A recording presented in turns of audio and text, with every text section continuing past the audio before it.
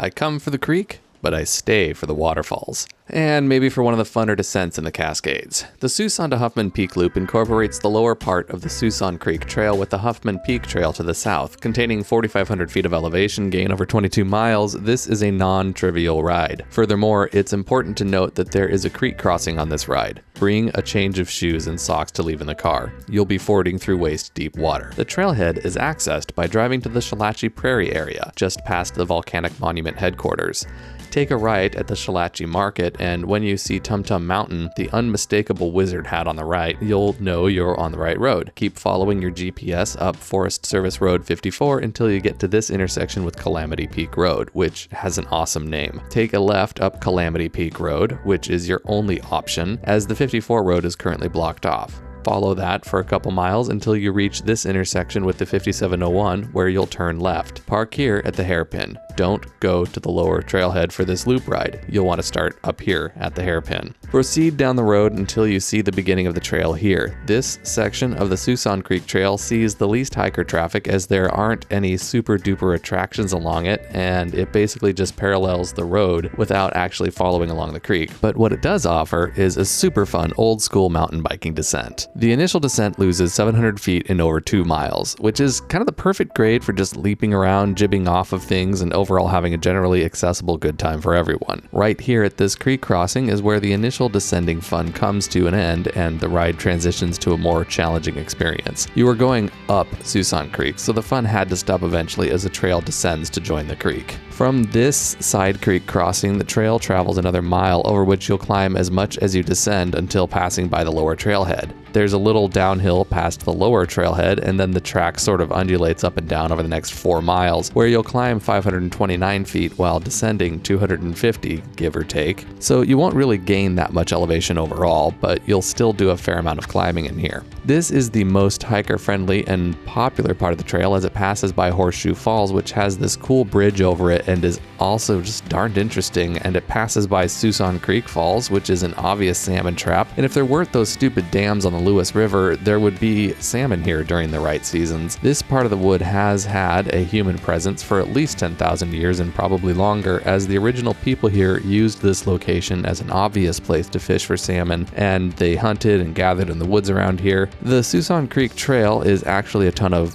joyful fun, especially on a wet day, until you arrive here at this kind of weird creek crossing, which, believe it or not, you can ride your bike through as long as you don't freak out and touch the brakes. Make sure you take the opportunity to look down when you cross this wooden bridge, because the creek is really cool down there. Basically, all of Siouxon Creek is contained in that relatively narrow crack in the rock that looks like it could be as much as 20 feet deep at this point. And it just looks so placid down there. After another half mile, the trail arrives at Chinook Falls. This is the usual stopping point for most hikers, as it's the obvious destination if you came here on foot and weren't planning on spending the night. It's also a good place to stop if you're doing an out and back mountain bike ride. Right here, you'll really be wishing you'd brought along some waterproof socks, as there are 2 relatively unappealing options for crossing the creek here. You can either just slosh through the creek to the other side, or you can choose to brave crossing it on this really slippery log. The members of the party who forgot their waterproof socks opted to cross the slippery log.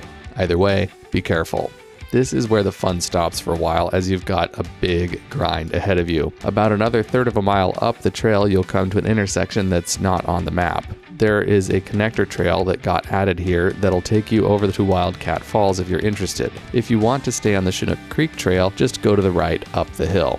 The initial grind will take you up to a bench cut that affords a nice view over the falls. You can see hikers down there if they're there. It just, gives you a little perspective for where you are. After this, it's pretty much just an endless grind uphill for the next 6 miles or so, over which the trail ascends about 2,700 feet. The forest starts getting more interesting up here as you climb out of the canyon. The dirt's loamy and the ground is mossy, the trees start getting bigger, and the overall character of the forest starts getting more interesting. You can see that this is fire-recovered forest, as there are still a lot of old giants standing that are leftovers from historic burns that happened in this area. The forest sort of turns into a more interesting old-growth experience up here as you get closer to the old road near the top of the Chinook Creek Trail. The topography flattens out a little bit for the next 2 miles or so. According to the map, you're going to intersect a road.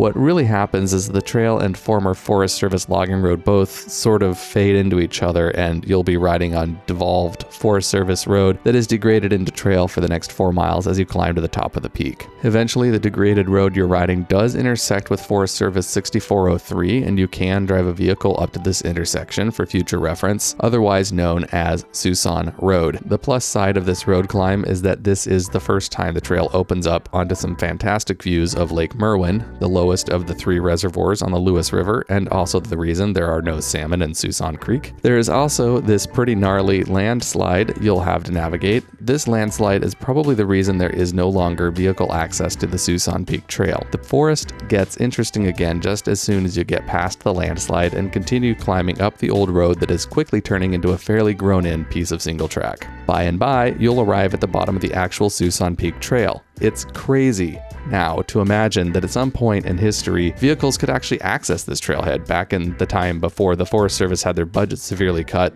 Gee, the last 40 years of politics have just been super good for our infrastructure. Check this out. You're lucky you've got a mountain bike. Makes more things accessible. The last section of this trail is relatively short, but it's really steep. You'll be pushing your bike the entire way up, but eventually it breaks out on a commanding view of the mountains and the reservoir beneath. If you get lucky, there's apparently a great view of Mount St. Helens from here. We did not get lucky. It's a viewpoint you can gawk around for a while and enjoy the gawking. For the next 3 miles, the trail flows as a classic ridge ride. The initial descent from the peak is relatively steep and also a lot of fun, but the bench gets really, really narrow in places, so do be very careful. You're a long way from the car if you crash up here. This is one of those super steep benches that you don't notice is as steep as it really is because it has trees on it, so you figure like it's not that steep, right? But dude, look down. It's really steep, so stay on the trail. There are some sections where you'll need to push the bike up some fairly steep hills, but for the most part, you can pedal this 3-mile section. You'll have some opportunities to do your part helping to keep the tread clear, as well as just enjoying the wet and misty, slippery forest. Also, there is a lot more narrow bench throughout here. It's a bit of a white-knuckle experience for a while, but if you show up on the right day, there are some pretty surreal moments up on this ridgeline. This is classical Cascadia zone mountain biking up here. There are a lot of teaser downhill sections throughout this zone, kind of another one of those bureaucratic ridgeline descents that are so common throughout this region, but man, the trail surface through this area is fantastic, truly a remarkable thing to behold. I'm only talking right now because I want to show off this forest, so here's some music.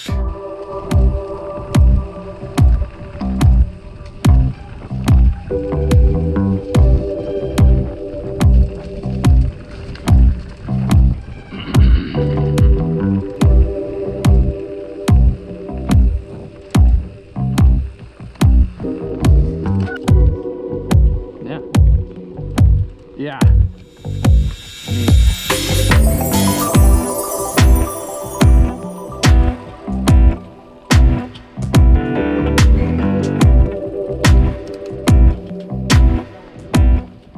The last tricky, climby section of this trail happens right before the major descent, but there's still yet some narrow places where it would be wise to dismount and more just plain old duffily pedaling right before the bench flips over to the other side of the ridge to begin the descent back down to the creek. Now this right here is where the downhill section starts for real and in earnest and in all seriousness, and it's pretty darn good. Really, this is one of the finest descents in Southwest Washington. The only downside to it is it's really hard to get to because you've got to be ready to climb 4,500 feet to access it. There are also obstructions you need to watch out for on the way down, as this trail does not get a lot of traffic, let alone maintenance. There is one exposure on this descent where you can get a peek across the valley at what I think is Calamity Peak. From here, the trail starts to get super crazy steep. This is super duper old school single track Duffy Rocky ungroomed single track goodness all up in here. There are no berms, jibs, or sightlines for you here, just pure, minimally maintained, unadulterated backcountry single track, and it's all yours because you are lucky enough to be strong enough to get to it. Near the end, there is one sort of flattish section right before you get to the last, bestest, most funnest section of the descent to the river. Seriously, this last part is over quick. It's kind of hard for words to do this justice. Wow! Crazy!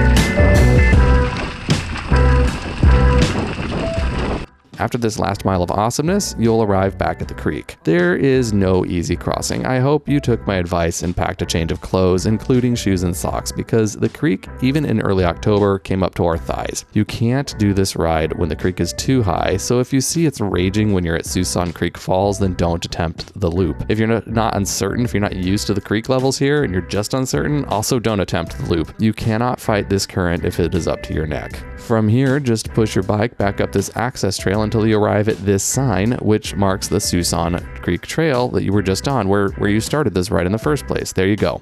You've come full circle. Now take a right and put the stem on that lollipop. There's 800 feet of climbing over a mile and a half to get back to your car. I know. It sucks to have to do this at the end of an otherwise pretty awesome ride. But you know what? Here we are. And eventually, you'll end up back at the road. No worse for the wear and super eager to put on some dry clothes, the ones that I know you were wise enough to make sure you brought along with you. My judgment is that if you need a nice, cloudy, misty day epic, then this ride fits that niche perfectly. If you were planning on riding Smith Creek Loop, but it was raining, this is the perfect substitute. Same amount of climbing, pretty close to the same amount of distance, and it's all forested. Now, get out there and go ride your bike.